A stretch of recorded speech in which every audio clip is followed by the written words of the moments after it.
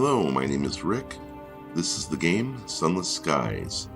I thought I'd make a few videos about this new game. I'm a big fan of Sunless Sea and played quite a bit of it, so I know a little of the universe that Sunless Skies is set in. If you're a fan of the Dwarf Fortress content on my channel, don't worry, more of that is coming soon. But I've had my eye on Sunless Skies for a while, and now it's finally been released in a finished form. I've played for a bit, so the start of my captain's story is a little further along than the beginning of the game. This game is very story-driven, and when it's not about reading, it's about a boat sailing around and shooting monsters. My goal is to tell it like a story, so you don't even have to watch. You could listen to these videos, for instance, when cooking dinner. The year is 1907, and the city of London has been moved into space. Only this space has an atmosphere, huge obstacles and walls. In this world, the ships that sail through space are powered by steam. People are moving out into this new wilderness, trying to settle it. My captain was tasked with sending a mysterious black box back to London from New Winchester, a task they eventually accomplished. Now he has made enough money to upgrade to a bigger, better ship. The challenges around London had proven to be a bit strong for his current ship, so he's hoping that by upgrading, he can go exploring more safely. Let me introduce you to my latest captain. He has some statistics and he has some affiliations, which actually tell a great deal about his character. He has quite a few affiliations with the establishment because he is fond of London. Not loyal to, but fond of. He has a little bit of affiliation with the Academy, and he has one affiliation with villainy, which is appropriate because this guy is a bit of a rogue. As a former soldier, this captain is a bit of a tough guy. He is very much about the iron stat, or the skill of confronting and overpowering, and almost as much in hearts, or the skill of convincing and enduring. So he's about being tough, hitting hard, and to a much lesser degree is he about deceiving and evading, or investigating and deducing. He's not so much about that.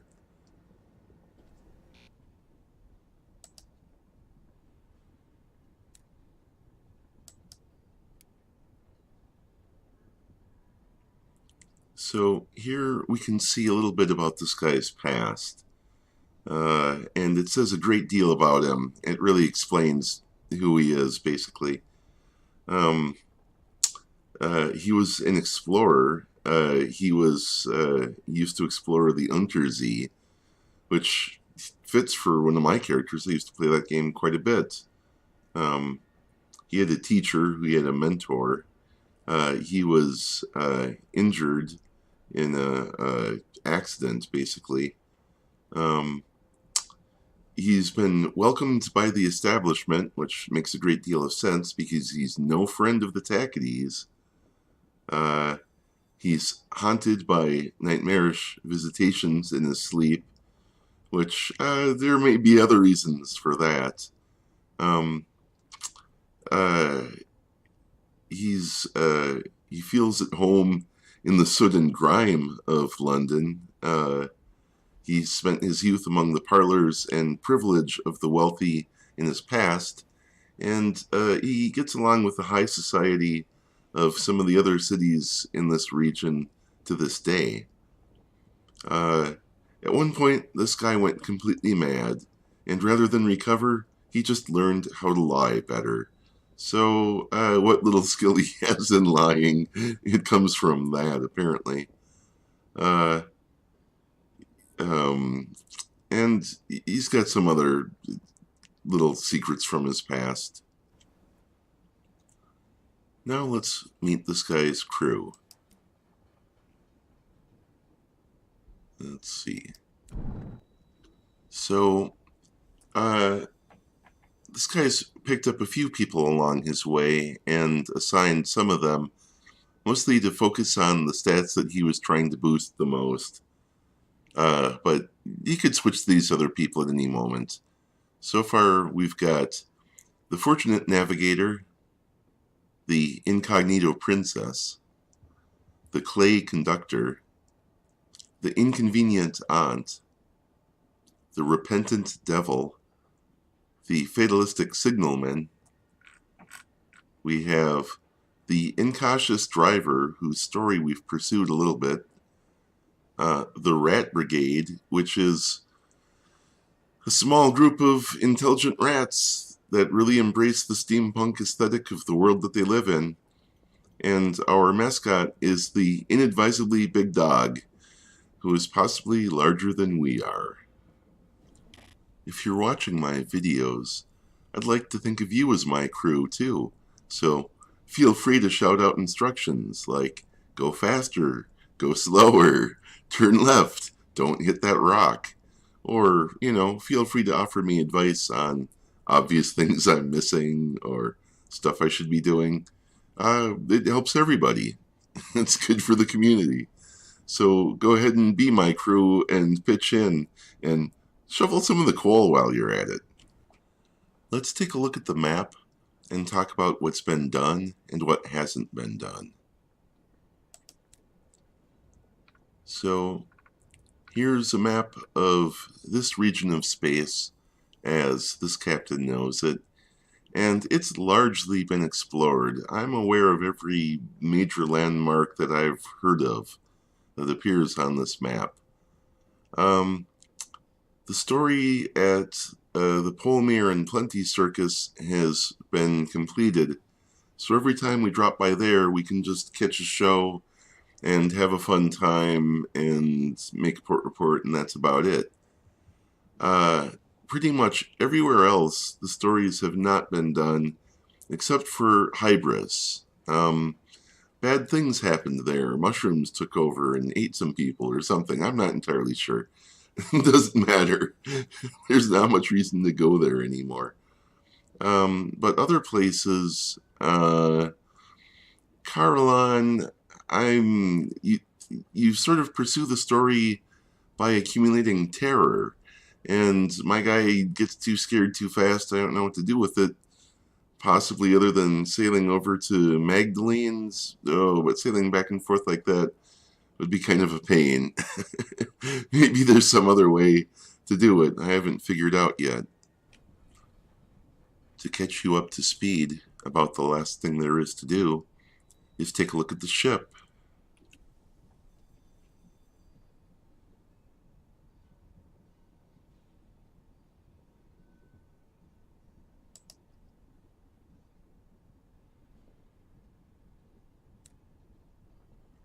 Here we have the Polaris and Agravain class Juggernaut, which is already kind of an upgraded ship. We have a star-smitten bat to explore for us. Currently we're running with the pneumatic mining array so that we can mine things we come across. We've got an additional cargo bay.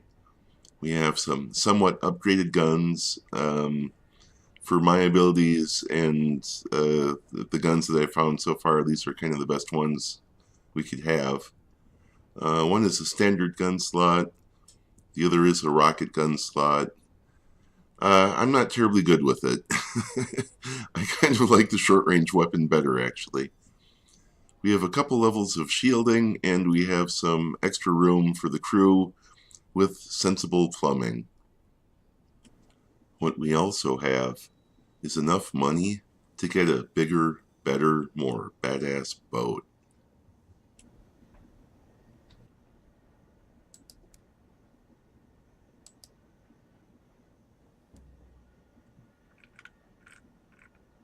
I discovered a trade route which allows my guy to collect port reports and just pick up whatever is cheap for merchandise and then sail back relatively safely and quickly and easily across the map, which allowed him to rack up enough money to buy a Moloch class liner.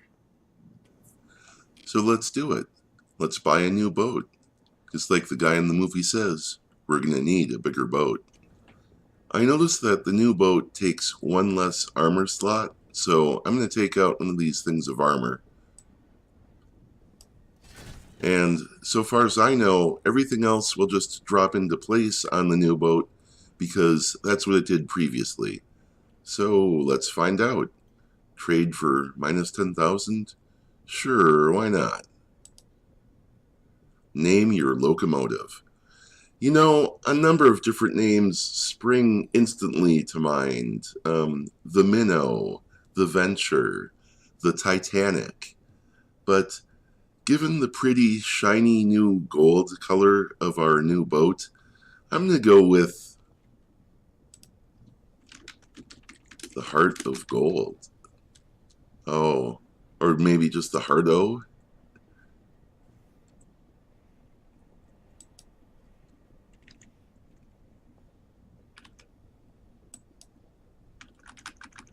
I see, it's got to be much smaller. Okay, well, Goldie.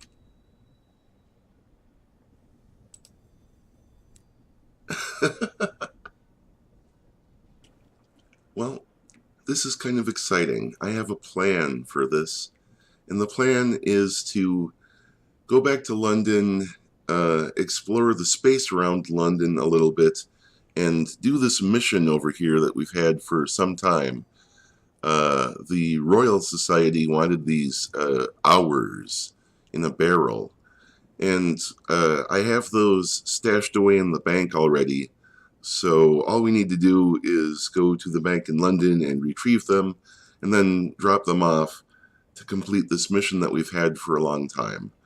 Also, part of the plan is to pick up new equipment in London, which will open up hopefully more money-making opportunities. Okay, let's get a few more supplies. Get a couple more fuel and a few more supplies. We're going to need to repair the ship to full health and get a few more crew.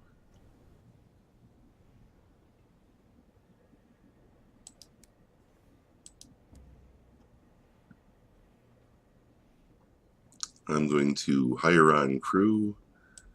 Let's see how that goes. Hire on mini crew. Yeah, we need like 5, so let's try that.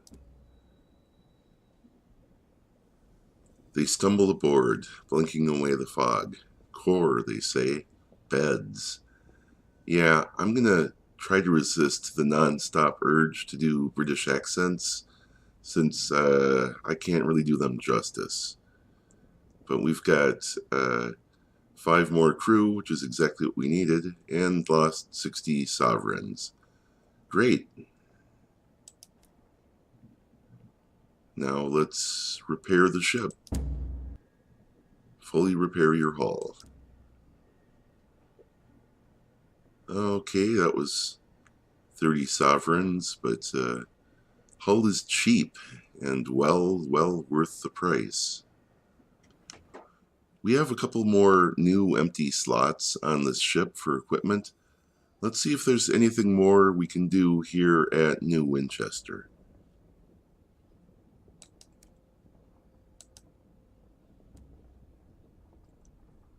Let's see. So what we're looking for is things for bridge slots. I guess we could take on even more crew than we have. That's not really my first choice. I'm starting to get the feeling we're not gonna find what I'm looking for here.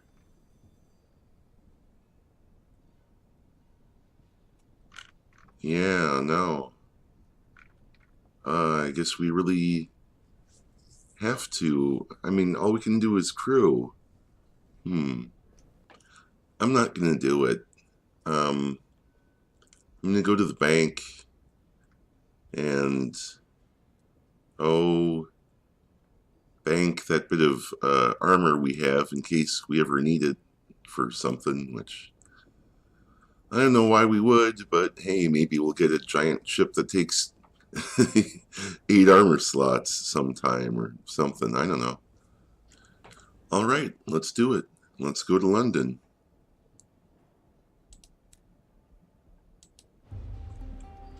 We're going to stop by a port and just make sure I've dropped off all the port reports I have lately. And let's do a little weapons test.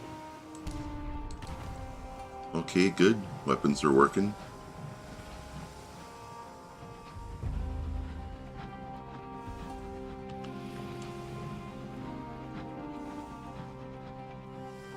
Now, I'm not turning my port reports over to the Tacadies because they basically lost.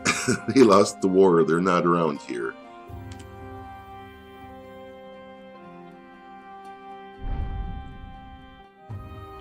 We will visit the Windward Company, the representatives of London in the Reach. Oh, I guess we turned in all our port reports already, so there's nothing really to do here.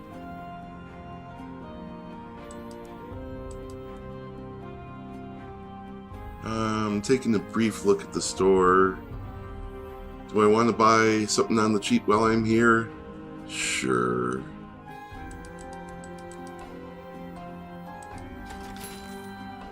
This is my chance to do that. We're going far away. I'm doing it. Okay, how do we get to London from here? We need to go up this way and go over there.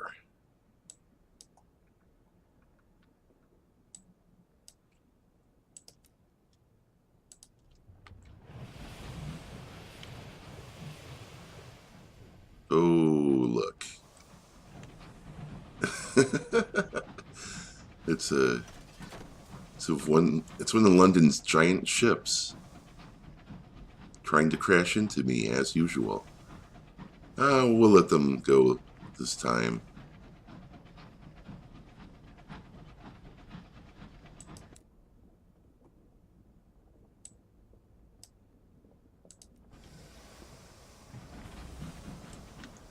I'm setting cruise control.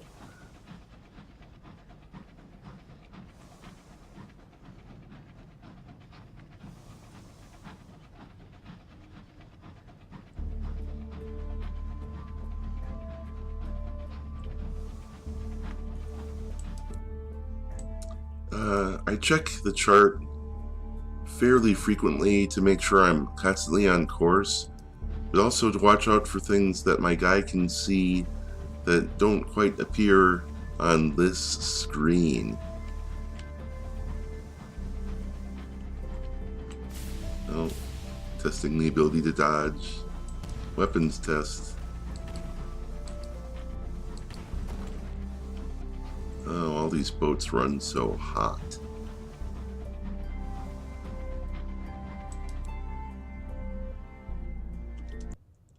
Attention, passengers and crew.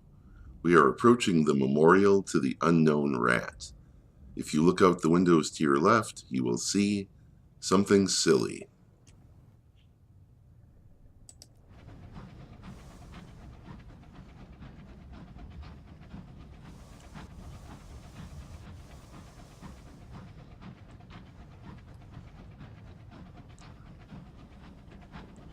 It should be a relatively peaceful journey to London. There's not a lot of hostile space or things between us and there. The Rat Brigade salutes the memorial. A true inspiration, says Cinders.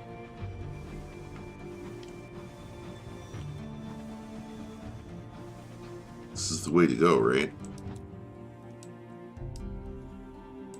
Well, it's a way to go. If you enjoyed the Sunless Skies content, please like, comment, or subscribe. If you'd like to be notified when new videos come out, press the bell icon next to the subscription button. Thanks for watching.